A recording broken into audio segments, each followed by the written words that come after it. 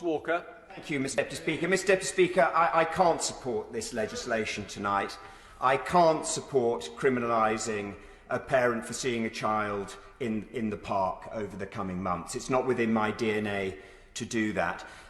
But, Mr Speaker, of course I will follow the law and respect the law. You have the argument in the House of Commons, you divide, you're on the winning side or the losing side, and I will be on the losing side. There is no doubt of that. But I do not wear the fact that I will support the law with great virtue, because it's so easy for me to comply with the law, isn't it? It's so easy for most people in this House to comply with the law. We're comfortably off. We live in nice houses. We have gardens. We have outdoor spaces. We have access to family.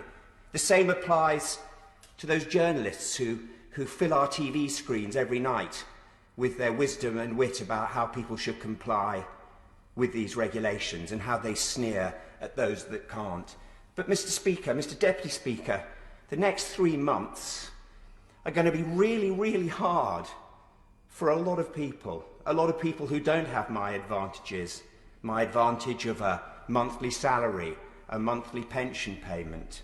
These are people who are going to be worrying about their jobs, about their future, about their mental health, about their family relationships, because they will miss people terribly, or they will be in very small environments where apparently they can only leave to exercise once a day,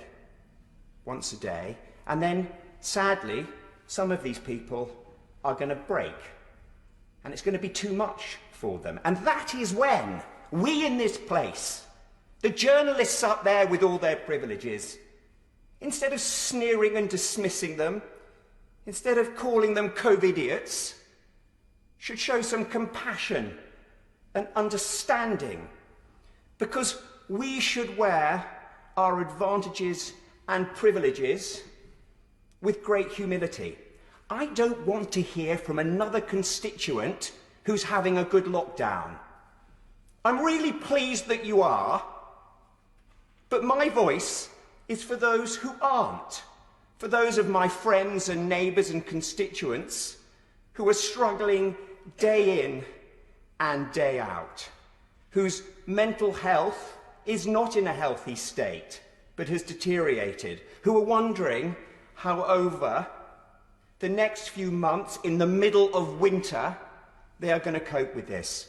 So in my remaining remarks, can I just ask colleagues, can I just ask people out there who were so fortunate to show some compassion and understanding for those who are not so fortunate?